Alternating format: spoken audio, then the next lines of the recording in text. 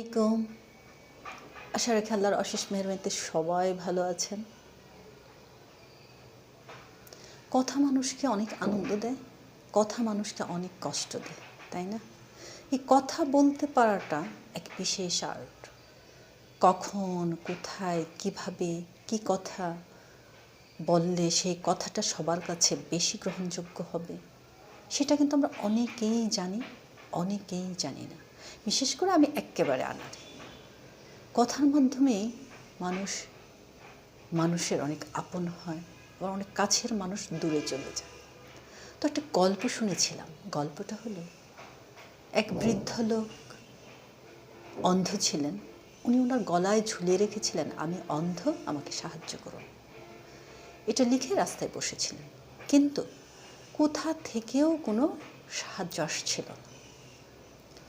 তো হঠাৎ এক বাচ্চা মেয়ে এসে কথাটাকে পরিবর্তন করে দিয়ে গেল। সে লিখে দিয়েছিল, আজকের দিনটা কেমন সুন্দর, আমি তা দেখতে পাচ্ছি না। এটা যখন ঝুলানো হলো, তখন চারপাশ থেকে সাহায্য আসছিল। তো একটা কথার পরিবর্তন মানুষকে কতটুকু প্রভাবিত করে। আসলে প্রতিটি জায়গায় কথা মানুষকে অনেক প্রভাবিত করে। কথা বলতে জানাটা সত্যি একটা আর্ট।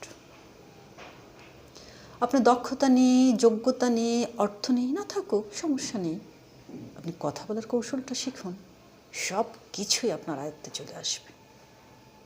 বুঝলেন তো? আল্লাহ পাক আমাদের সবাইকে ঈমানের সাথে রাখুন, সুস্থ রাখুন। আর যা বলেছি সেটা কতটুকু বলেছি জানাবেন। আল্লাহ হাফেজ।